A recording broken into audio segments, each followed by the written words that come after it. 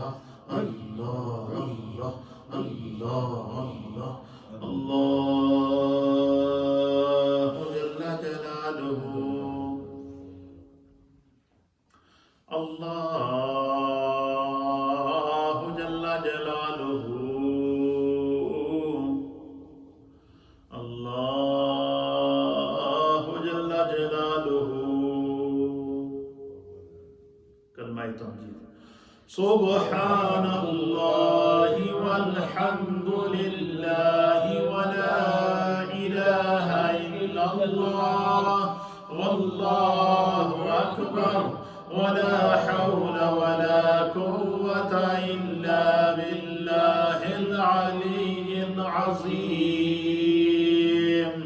سبحان اللہ والحمد للہ ولا الہ الا اللہ واللہ اکبر ولا حول ولا قوة الا باللہ العلی العظیم سبحان اللہ والحمد للہ ولا الہ الا اللہ واللہ اکبر ولا حول ولا قوة إلا بالله العلي العظيم. جس کی جو دلی مراد ہے اس کو دل میں رکھیں، جو پریشانیاں ہیں ان کو ان سے نجات کی نیت کر لیں. جن کو بچوں کی پریشانیاں ہیں، بچیوں کی پریشانیاں ہیں، گھروں کی پریشانیاں ہیں، کاروبار کی پریشانیاں ہیں، جس قسم کی کوئی پریشانی، دکھ، مصیبت، تکلیف ہے، اس سے نجات کی نیت کر کے میرے ساتھ چند کلمات کو دہرائیں.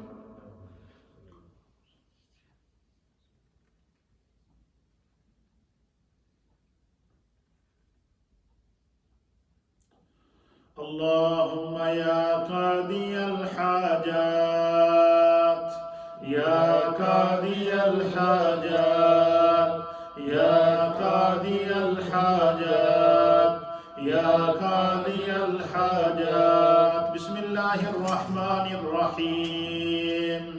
اللہم یا مسبب الاسباب یا مسبب الاسباب یا مسبب الاسباب یا مسبب الاسباب. بسم اللہ الرحمن الرحیم. اللہم یا شافی الامراض یا شافی الامراض یا شافی الامراض یا شافی الامراض یا شافی الامراض. بسم اللہ الرحمن الرحيم اللهم يا دافع البليات يا دافع البليات يا دافع البليات يا دافع البليات بسم الله الرحمن الرحيم اللهم يا خير الرازقين يا خير الرازقين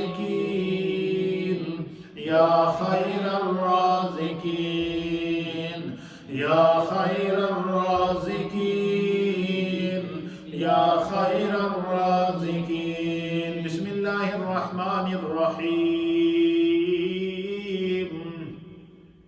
اللهم يا أرحم الراحمين يا أرحم الراحمين يا أرحم الراحمين يا أرحم الراحمين يا أرحم الراحمين بسم الله الرحمن الرحيم اللهم يا حي يا قيوم برحمتك أستغيث يا حي يا قيوم برحمتك أستغيث يا حي يا قيوم برحمتك أستغيث بسم الله الرحمن الرحيم اللهم يا شافي أنت الشافي يا شافي أنت الشافي يا شافي أنت الشافي يا كافي أنت الكافي يا كافي أنت الكافي يا كافي أنت الكافي يا غافي أنت الغافي يا غافي أنت الغافي یا غافی انت الغافی.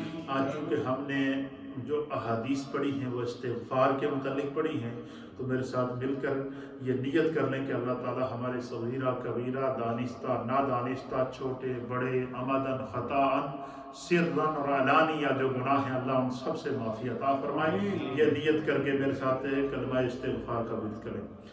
بسم اللہ الرحمن الرحیم استغفر اللہ ربی من کل ذنب واتوب الیہ استغفر اللہ ربی من کل ذنب واتوب الیہ استغفر اللہ ربی من کل ذنب واتوب الیہ استغفر اللہ ربی من کل ذنب واتوب الیہ استغفر اللہ ربی من کل ذنب واتوب الیہ.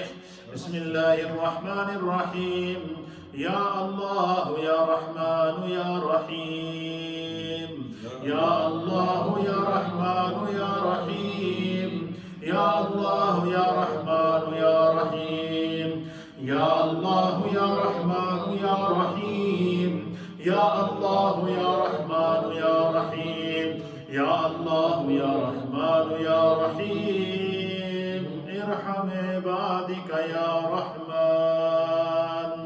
الصلاة والسلام علیک یا سیدی یا رسول اللہ وعلى آلك وأصحابك يا سيدي يا حبيب الله. الصلاة والسلام عليك يا سيدي يا رسول الله وعلى آلك وأصحابك يا سيدي يا رحمة للعالمين. اللہ تعالیٰ آپ سب کا سننا اور میرا سنانا اور آپ سب کا اس مجلس میں آنا، جنہوں نے گھروں میں بیٹھ کر سنا ہے اور جنہوں نے سوشل میڈیا کے ذریعے دیکھا ہے، سب قبول فرمائے. جو کلمات طیبات صورتیں آپ نے پڑھی ہیں، آج کی خصوصی مجلس یہ 11ویں شریف کی مجلس ہے. جو غوث پاک رضی اللہ تعالیٰ عنہ کے اصال ثواب کے لیے انعقاد پذیر کی گئی ہے۔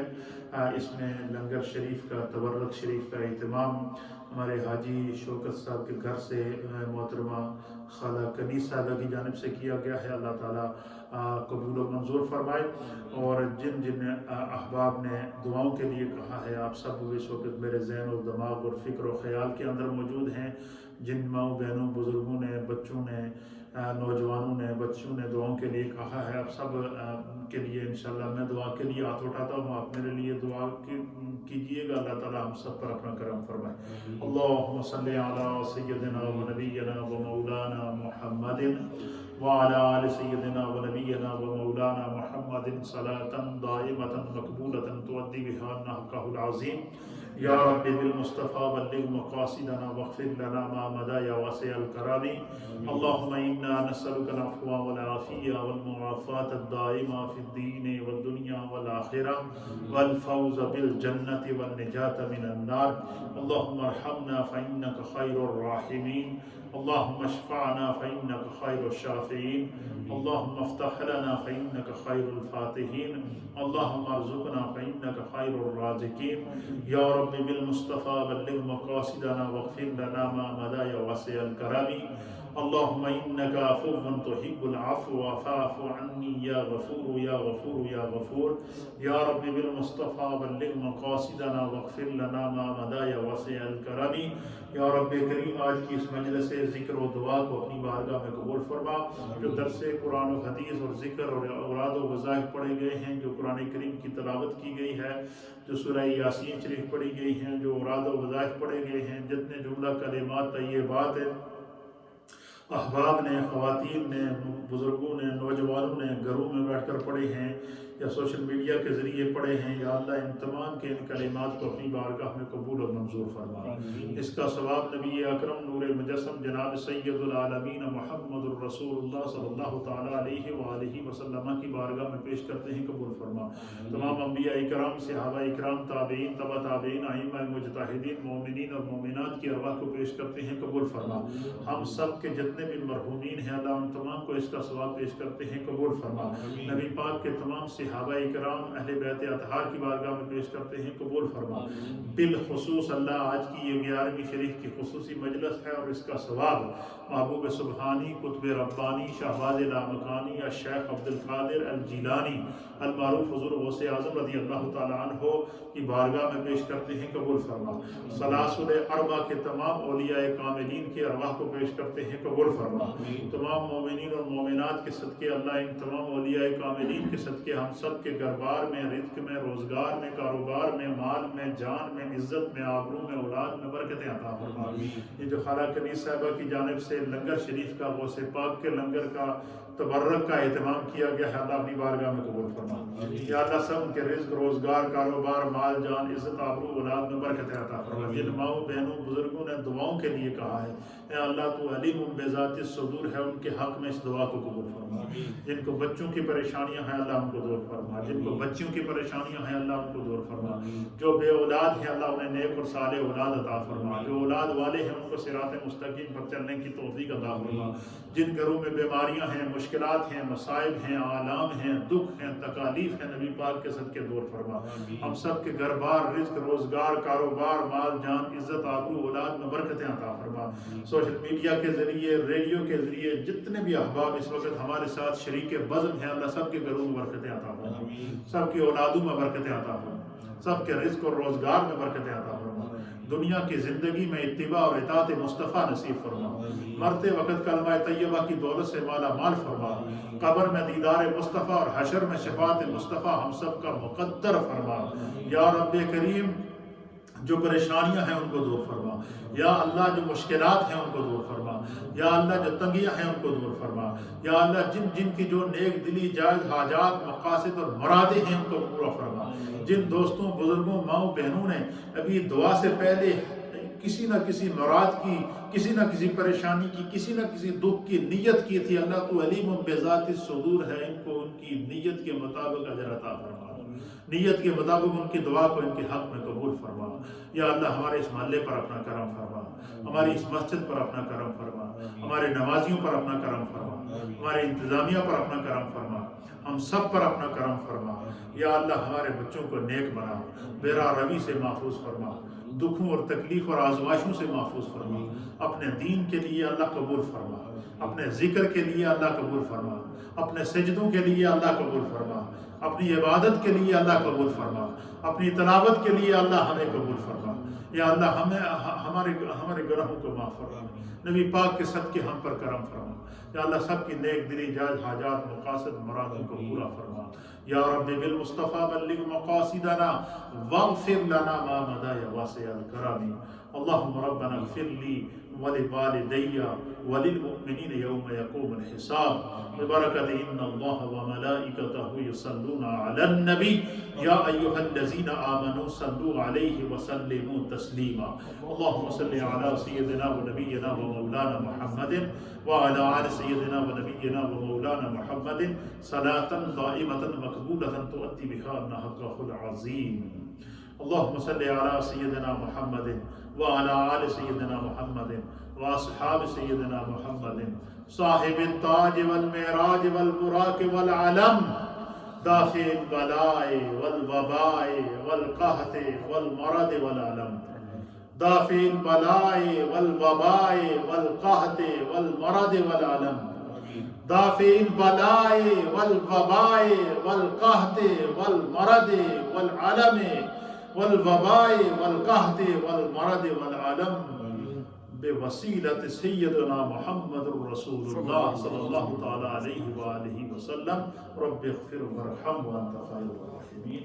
اللہ آپ سب کا آنا اپنی بارگاہ میں قبول فرمائے، سننا اپنی بارگاہ میں قبول فرمائے، اور آپ سب کے حق میں اس دعا کو قبول